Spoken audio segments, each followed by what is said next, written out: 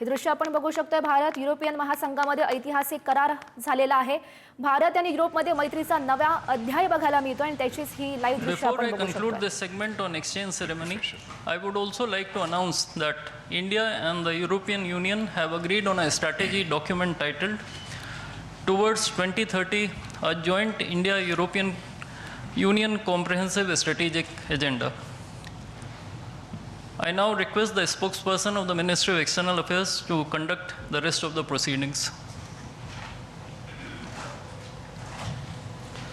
Good afternoon, His Excellency Mr. Antonio Costa, President of the European Council, and Her Excellency Ms. Ursula von der Leyen, President of the European Commission, Honorable Prime Minister Shri Narendra Modi, Honorable Ministers, members of both delegations, distinguished guests, and friends from the media. We will now have the press statements. May I request Honorable Prime Minister Shri Narendra Modi to give his remarks to the media. Your Excellencies, President Antonio Costa, our President Ursula von der Leyen, दोनों देशों के delegates, media के साथियों, नमस्कार। अपने दो करीबी मित्रों प्रेसिडेंट कोस्टा और प्रेसिडेंट फॉन डेर लायन का इस अभूतपूर्व भारत यात्रा में स्वागत करते हुए मुझे बहुत खुशी हो रही है। कोस्टा जी अपनी सरल जीवन शैली और समाज के प्रति प्रेम के आधार पर लिस्बन के गांधी के नाम से जाने जाते हैं और उर्सुला जी जर्मनी की पहली महिला रक्षा मंत्री नहीं, यूरोपियन यूनियन कमीशन की भी पहली महिला प्रेसिडेंट बनकर पूरी दुनिया के लिए एक प्रेरणा है।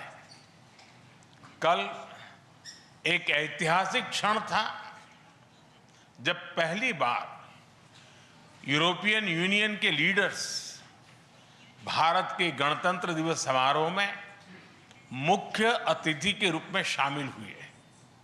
आज एक और ऐतिहासिक अवसर है जब विश्व की दो सबसे बड़ी लोकतांत्रिक शक्तियां अपने संबंधों में एक निर्णायक अध्याय जोड़ रही है। फ्रेंड्स, पिछले कुछ वर्षों में भारत और यूरोपियन यूनियन के संबंधों में उल्लेखनीय प्रगति हुई है। साझा लोकतांत्रिक मूल्यों, आर्थिक सिनर्जी और मजबूत पीपल टू पीपल टाइज के आधार पर हमारी साझेदारी नई ऊंचाइयों तक पहुंच रही है। आज हमारे बीच 180 बिलियन यूरो का ट्रेड है। 8 लाख से अधिक भारतीय यूरोपियन यूनियन के देशों में रह रहे हैं और सक्रिय योगदान दे रहे हैं। हमने स्ट्रेटेजिक टेक्नोलॉजी से लेकर क्लीन एनर्जी, डिजिटल गवर्नेंस से लेकर डेवलपमेंट पार्टनरशिप, हर क्षेत्र में सहयोग के नए आयाम स्थापित किए हैं। इन्हीं उपलब्धियों के आधार पर आज की समिट में हमने समाज के सभी वर्गों को लाभ पहुंचाने वाले कई निर्णय लिए हैं। फ्रेंड्स, आज भारत ने अपने इतिहास का अब तक का सबसे बड़ा फ्री ट्रेड एग्रीमेंट संपन्न किया है। आज 27 तारीख है। ये सुखद संयोग है कि आज ही के दिन यूरोपियन यूनियन के 27 देशों के साथ भारत ये एफटीए कर रहा है। यह एक ऐतिहासिक समझौता हमारे किसानों, हमारे छोटे उद्योगों, इसके यूरोपियन मार्केट तक पहुंच आसान बनाएगा। मैन्युफैक्चरिंग में नए अवसर पैदा करेगा और हमारे सर्विसेज सेक्टर के बीच सहयोग को और प्रबल करेगा। इतना ही नहीं, यह एफटीए भारत और यूरोपियन यूनियन के बीच इन्वेस्टमेंट को बूस्ट करेगा, नई इनोवेशन पार्टनरशिप बनाएगा और वैश्विक स्तर पर सप्लाई चेन को मजबूत करेगा। यानी यह सिर्फ ट्रेड एग्रीमेंट नहीं है, यह साझा समृद्धि का नया ब्लूप्रिंट है। फ्रेंड्स, इस महत्वाकांक्षी एफटीए के साथ साथ हम मोबिलिटी के लिए भी एक नया फ्रेमवर्क बना रहे हैं।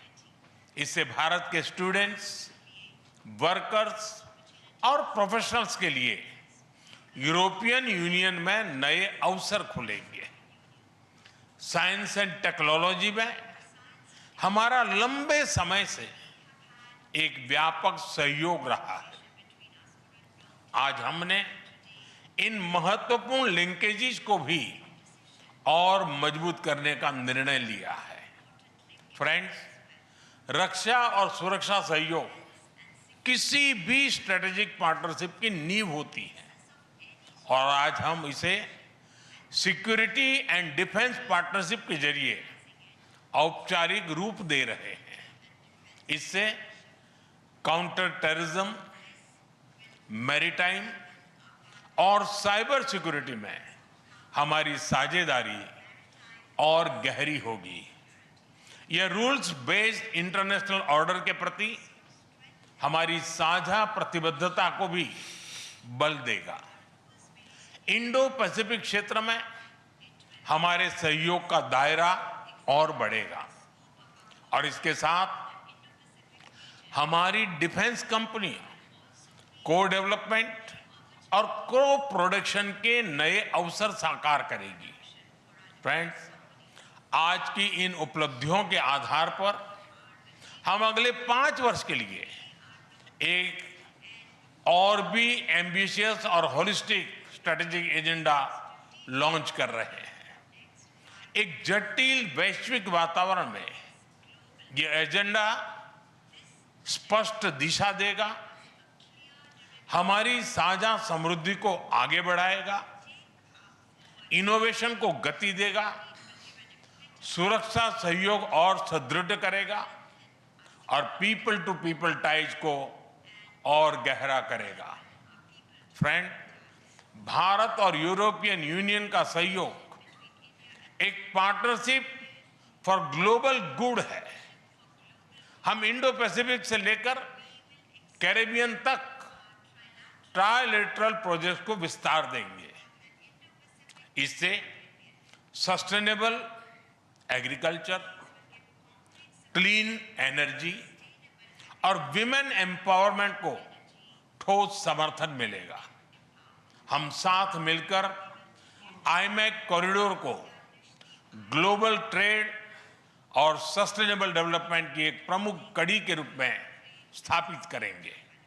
फ्रेंड्स, आज ग्लोबल ऑर्डर में बड़ी उथल-पुथल है।